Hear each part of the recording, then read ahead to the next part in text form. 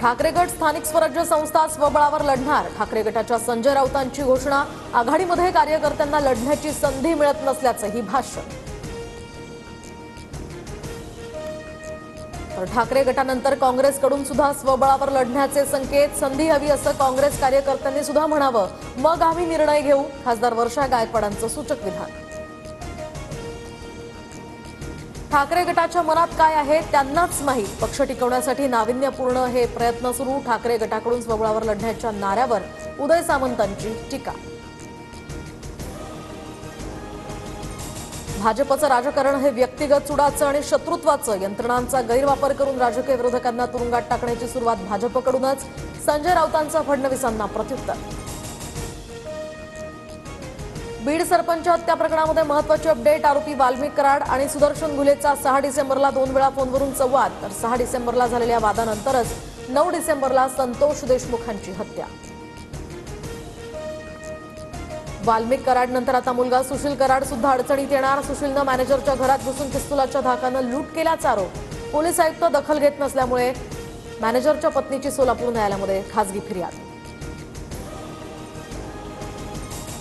खंडणी प्रकरणी आरोपी विष्णू चाटेला न्यायालयीन कोठडी। संतोष देशमुख हत्या प्रकरणामध्ये चाटेला अटक करण्याची केज कोर्टाकडून एसआयटीला परवानगी। आज पुन्हा चाटेला केज कोर्टात हजर करणार।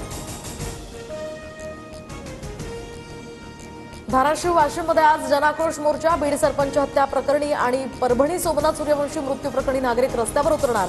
देशमुख कुटुंबियांसह लोकप्रतिनिधी आणि नेते इथे उपस्थित राहणार।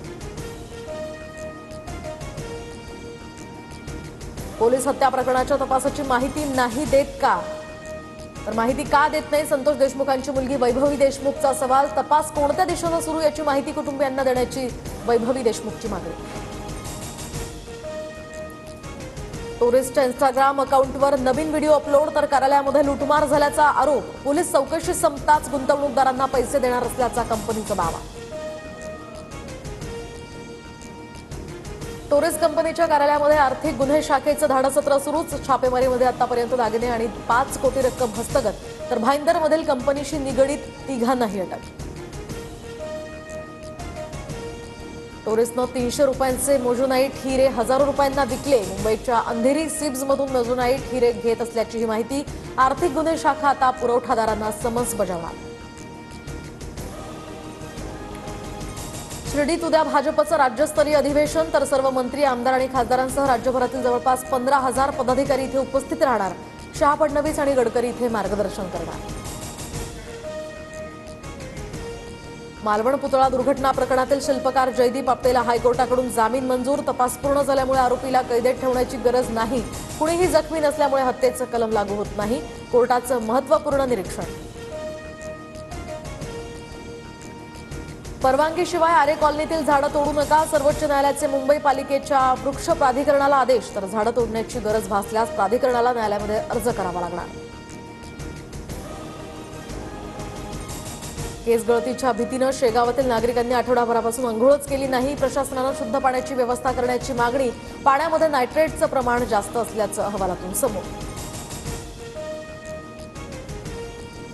वसई रोड विभागातील पुलाच्या तळ्या उभारणीसाठी आता जानेवारी-फेब्रुवारीत दिवा कोपर दरम्यान वाहतूक ब्लॉक। दिवा वसई या रोड दरम्यान धावणाऱ्या रेल्वे गाड्या रद्द करण्यात येणार।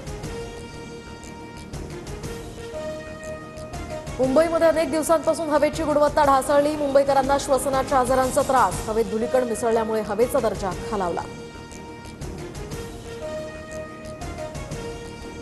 तर गोकुळ दूध संघाकडून म्हशीच्या दूध खरेदी दरामध्ये प्रति लिटर 2 रुपयांची वाढ। म्हशीचा दूध खरेदी दर हा 52 रुपयांवरून 54 रुपयांवर। जिल्ह्यासह जिल्ह्याबाहेरील उत्पादकांना याचा फायदा होणार।